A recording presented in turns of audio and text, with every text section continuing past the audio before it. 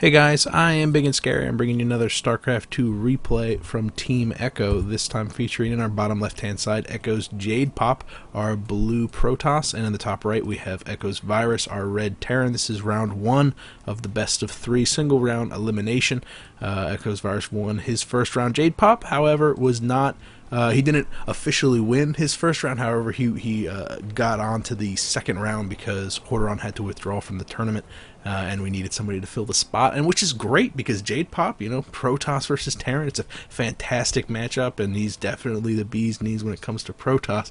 So I'm expecting a very fun matchup, especially on a map such as this with Howling Peak. Look at all this open area, and Protoss can really just abuse that. But then it's also a very vertical map. You have a lot of dead space that you can have your medevacs abusing. So both players have their strengths and their weaknesses on this map. It's definitely a favorable for a two-base play. The thirds, the two different prospects for those thirds are very exposed, and one of them is incredibly far away from the home base, so it's difficult to hold that. And sometimes you do have to just say YOLO.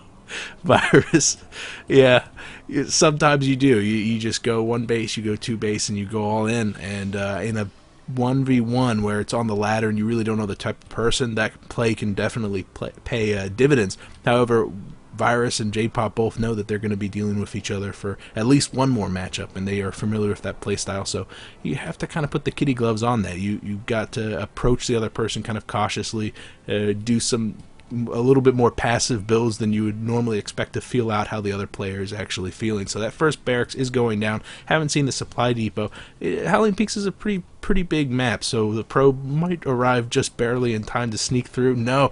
Good unit control there from Virus, canceling the construction just momentarily to throw down the supply depot, and the probe gets confused, just hiding off into the low ground. All he's going to see is that barracks did indeed go up, which is really bad news for Jadepop because he's throwing down that Nexus, and he does not want to see that the door is shut completely because anything could be going on behind here.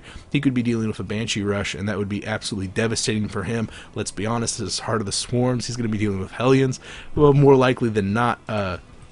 So it's very difficult to hold off that aggression regardless of what form it takes whenever you're spreading yourself thin. However, Protoss on 2 base definitely beats Terran on 1 base whenever he gets that defenses up. So expect to see Jadepop be put on the defensive in the early portions of the game, and it'll quickly swing into his favor if he manages to hold off any form of aggression coming out of Virus. And we're seeing that aggression take place. We have 2 gas being grabbed by Virus, also the factory being built right by that reactor. If that probe had stuck around just a little bit longer, he would have seen that add-on being added on to the barracks, and he would know exactly what's going to be coming out of that.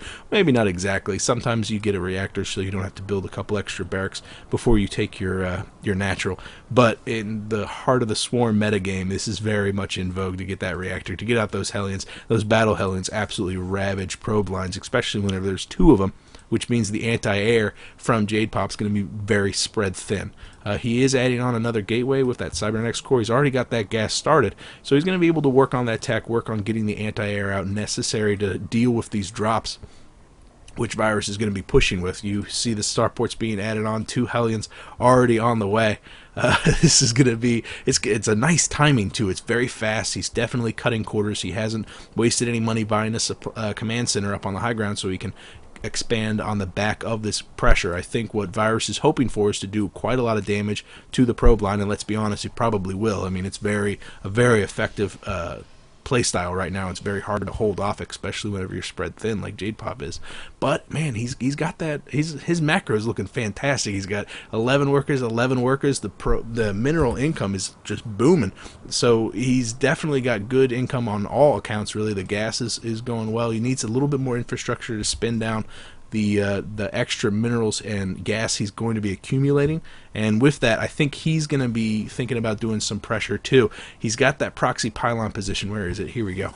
And also his probe is still hanging out, sees that he's going to be dealing with 1 base play. In all honesty, I don't think Jadepop needs to be aggressive here. He hasn't seen that command center go down. He knows he's going to be dealing with a 1 base Terran. That means he's going to be dealing with drops. He needs to pull back the stalker that he has afield right now. Oh wow, seeing the medevac coming out, he's going to know exactly what timing he's dealing with from Virus, and Virus is going to know that the gig is up. He's going to know there's going to be a lot of stalkers waiting back home, and yes, he turns around with the medevac. Just a massive win with Jadepop. He comes out, Virus comes out and sees that the stalkers are afield. He's going to think that there's going to be some sort of 4-gate rush coming in.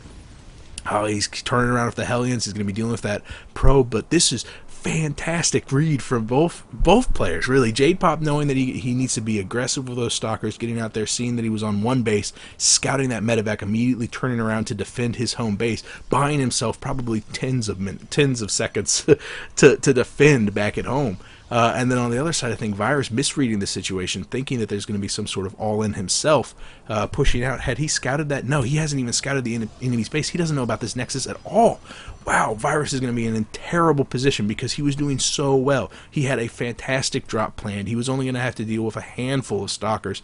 We only have 4 of them out on the field right now, and they're back here huddled by the mineral line at home, with the Mothership Corps finally getting out on the scene. It's going to be defending the one down in the natural. But Jadepop bought himself 2 or 3 minutes free from any aggression from Virus. This is absolutely major.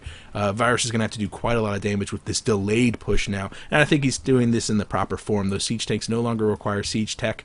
The Hellions in battle mode is going to be incredibly robust at dealing with any of the zealots, which is probably what Jadepop is going to have to rely on to close the distance with those siege tanks. But the medevac count, this is a very intimidating push, even though the timing is a little bit backwards. There goes the scan from Virus. He's going to see and feel the dismay, seeing that the Nexus is up. But this is a one base all-in. Virus hasn't even thought about expanding yet, and frankly, the number of stalkers that are out on the field right now aren't anywhere near strong enough to deal with the combined might of the siege tanks as well as the Marines and battle Hellions. Remember, those battle Hellions do get healed by the medevacs, and there's 3 of them on the field right now. They're going to chew through any of the zealots. Jadepop is going to have to rely on the stalkers, rely on sniping down those siege tanks, and is frankly going to lose quite a lot of the units down here while he's trying to get out the force necessary to deal with that. Charge is on the way. +1's going to be finishing. A couple of ballsy sentries pushing forward, drawing the ire of the Marines and the battle Hellions, kind of working away around the pseudo choke that's been created by Jadepop, shoring up his defenses with a force field, sniping off 2 of the Hellions. Only 1 of them remains now, and it's incredibly weak. It's probably going to go down. All he's going to have to deal with is now the traditional composition, the Marines and the siege tanks, but those siege tanks are being so devastating. Here comes, it looks like Virus wants to do a drop, moving off with one of his medevacs off to the left side. The majority of his forces staying behind to protect the siege tanks. Wow, oh no, the Marines going to town, getting 4 of those kills, forcing the repositioning from Jadepop. However, it's well within range of the 2 siege tanks. 5 workers have been completely killed. Scouting also that the Twilight Council was chrono boosting something. I would have assumed that it was Blink, just because of the amount of stalkers that we have out on the field right now. We do not see the photon cannon overcharge on the Nexus. I forget the name. It's something overcharge. Oh, nice pincer attack from Jadepop, going up on either side, forcing the hot pickup, but no, the medevac gets just sniped off by those stalkers. It looks like every single one of those siege tanks will go down. No, the fantastic play by Virus, lifting off, picking up the reinforcing Marines in the medevac and using that turbo boost to get back into the fight, just barely in time to save the lone siege tank that remains. 5 stalkers positioned on the bottom right hand side, pushing forward in range of the photon cannon. It's just shelling down damage after damage, but no, the siege tank proves to be far too robust in its artillery support. The Marines are just going to town in total health. The charge is done. There goes the zealots. They need to take care of that siege tank, because without that siege tank, this is just going to be a slugfest. But no, there's another one positioned behind. Just whenever Jadepop feels like he's got the advantage, he pushes forward, and the siege tank line, it just extends itself. We have another one on the production tab, only managing to get out a handful of units at a time. But look at that bank right now from Echo's Virus. This is just showing you how tight he's controlling all of these units. That hot pickup from the medevac was absolutely legendary. It was a fantastic play, but he needs to spin down these units. He needs to get them on the way. I would just love to see an expand behind this, even though he's so far behind on the economy. I mean, 27 over 48.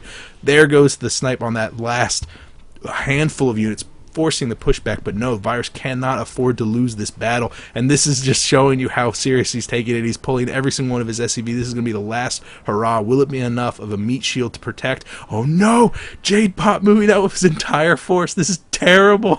Oh, this is terrible. Virus is going to be able to push down unheated into this natural expand and just devastate it, but the natural hasn't been grabbed for Jadepop at all he needs to do is take care of this force, and Jadepop is in absolutely fantastic shape. He's got the Templar Archive on the way. The SCVs pushing forward, completely exposed. In the rear are the 2 siege tanks. The force arrives. The Zealots are going to be coming forward. This is going to absolutely chew through all those SCVs. They need to be on hold position to deal with those. No, there's not enough. There's not enough. Virus goes down. Look at how many Zealots that is. Fantastic play.